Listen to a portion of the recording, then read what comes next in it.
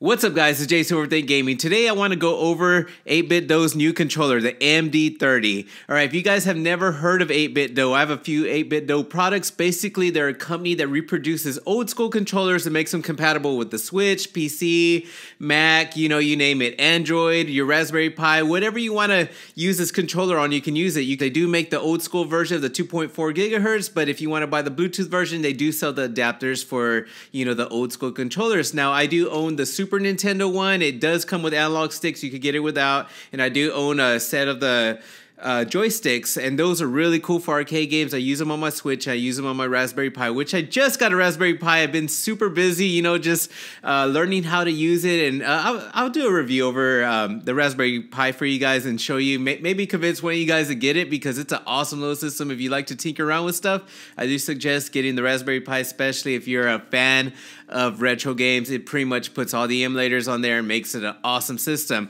Now, I had to get this MD30 because I did get a case from my Raspberry Pi. It's a Sega Genesis looking case. It's basically based off the Mega Drive. So, in the US, we had the Sega Genesis. Everywhere else, they had the Mega Drive. Same system, but this one, that's what the MD's for, in case you guys are wondering. Now, let's go straight with this controller. Let's talk about the appearance.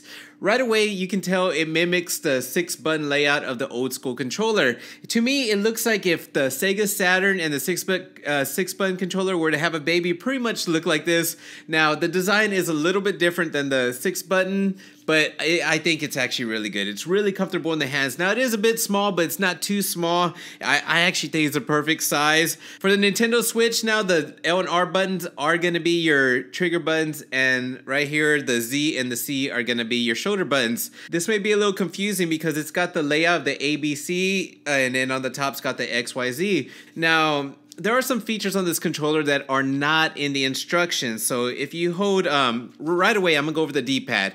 The D-pad is gonna mimic your left analog stick by default. Now, I don't know why they did this. I assume because they want you to maneuver through certain, menus or something like that. Certain games will use the analog, but if you hold start and the left button, it'll make the D-pad your left analog. Now, if you hold start for 5 seconds, I think it is, and then the up button, it'll change from the D-pad. It'll change to your D-pad instead of be the analog.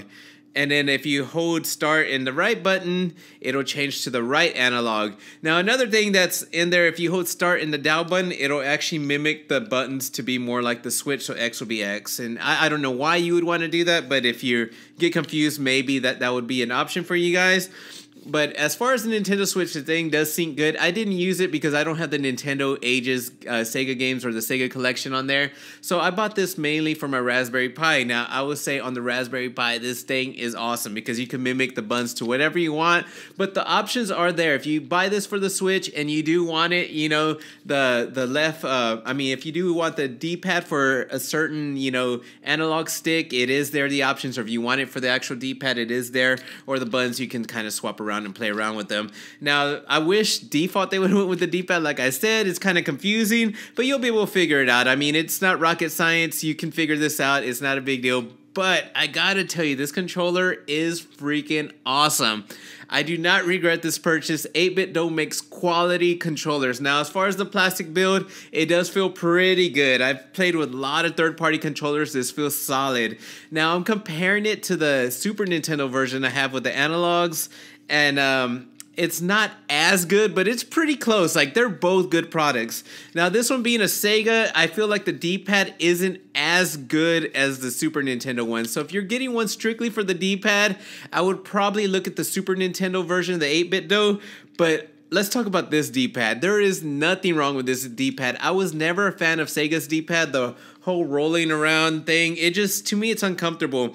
Same thing comes with this one. It's got the little rolling disc, and if you play fighting games like I do for a D-pad, you will find your thumb kind of rubbing against the corners of the actual crosses right here, and to me, that's a little uncomfortable.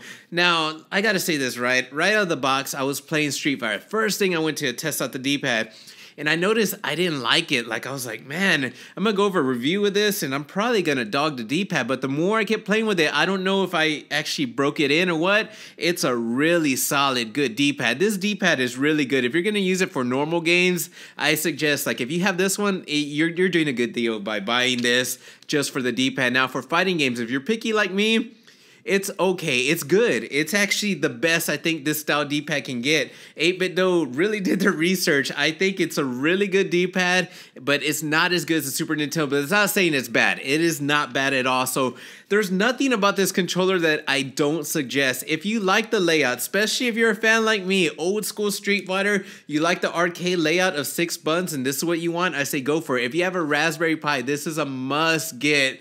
The only thing with the Raspberry Pi is for Super Nintendo, it's a little confusing, but it does work. I kind of got used to it, but I do not recommend it for Super Nintendo games. But if you're going to play Sega games, you're going to play arcade games, you're going to play pretty much anything on your Raspberry Pi, I do suggest this. If you're going to use this for PC, for Steam, Mac, if you're going to use this on your Android, which I don't really play games on Android, I'm an iPhone user, you may want to pick this up. I have not tried it on Android. I'm sure it's going to work. And on the Nintendo Switch, this is a must buy if you're a Sega fan.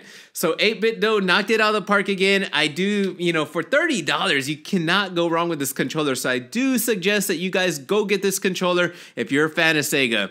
All right, I'll be doing a video pretty soon, probably on the Raspberry Pi. I know somebody's going to ask me out there, questions about it. Feel free in the comment section if you have any questions, on this controller, on Raspberry Pi or anything. I'll probably be doing that video, I don't know, maybe next week, or maybe I'll stream some old school games on there. I don't know. I haven't decided yet, but thank you guys for tuning in. If you made it this far, if you're a new viewer, consider subscribing. Check out my old videos. If you're a current subscriber, go ahead and hit that notification bell to keep up with my videos so you'll be notified. YouTube's not the best at notifying you guys unless you hit that notification bell. And I'll be catching you guys on the next one. Peace out.